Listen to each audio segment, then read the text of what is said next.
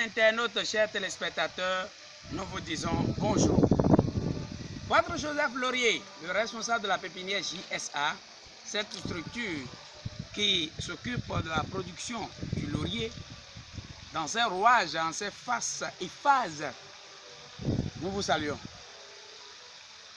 Vous nous voyez avec notre sujet de tous les jours, car même si nous produisons autre chose, tout tourne autour du laurier. Nous avons de la généralité, mais notre spécialité, c'est le laurier, chers internautes. En voyant l'arbre, pour raisonner, parler, expliquer de fond en comble et vivre avec son sujet de tous les jours, il faut savoir de quoi ce sujet se nourrit. On va vous parler tout simplement de la toute première des nourritures du laurier, qu'est l'eau. Suivez-nous.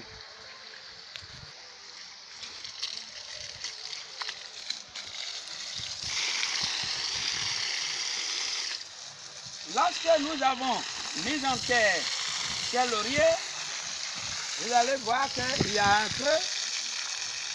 On a mis le creux juste pour contenir de l'eau.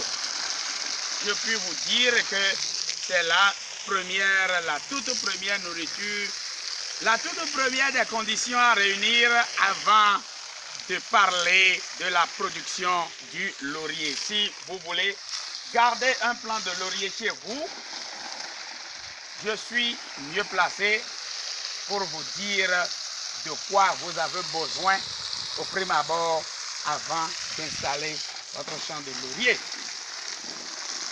Tout le monde n'a pas cette force. Je ne vous dis pas nécessairement de faire un fourrage, mais du moment où vous pouvez déjà recueillir de l'eau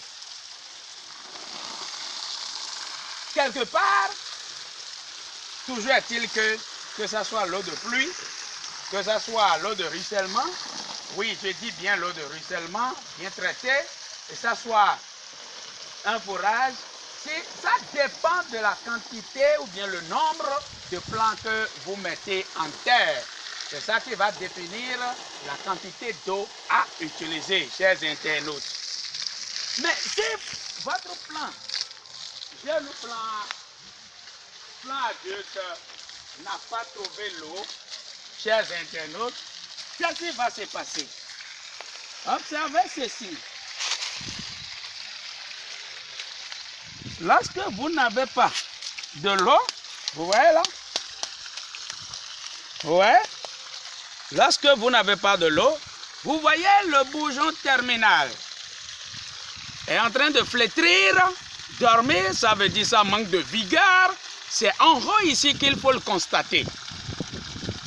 Comme ce que vous voyez ici, chers internautes.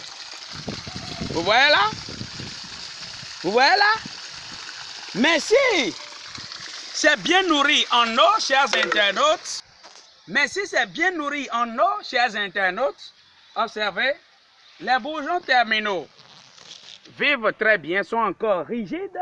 C'est vrai que c'est frais, mais on sent que ça se tient debout et ça devient très frais et on sent vraiment de l'humidité. Ça, vous voyez la manière dont ça scintille, ça brille. Vous voyez là? Mais s'il n'y a pas d'eau, mais si ça manque d'eau, vous voyez là, le bourgeon? Ouais. Vous voyez là? Ouais. Vous voyez là? Ouais. Chers internautes, vous voyez là? Mais s'il y a de l'eau, c'est ce à quoi on assiste, chers internautes. Pour savoir si votre plant est bien nourri en eau ou pas, ce n'est pas le grand bourgeon, ce n'est pas un bourgeon mûr qu'il faut observer, mais c'est plutôt un bourgeon frais, tout jeune, qu'il faut observer. Vous voyez là? Il faut tout simplement de l'eau pour revigorer la plante. Agroforesterie à base de laurier, nous sommes là Et le reste des vidéos est là pour quand même vous élucider davantage. À très bientôt.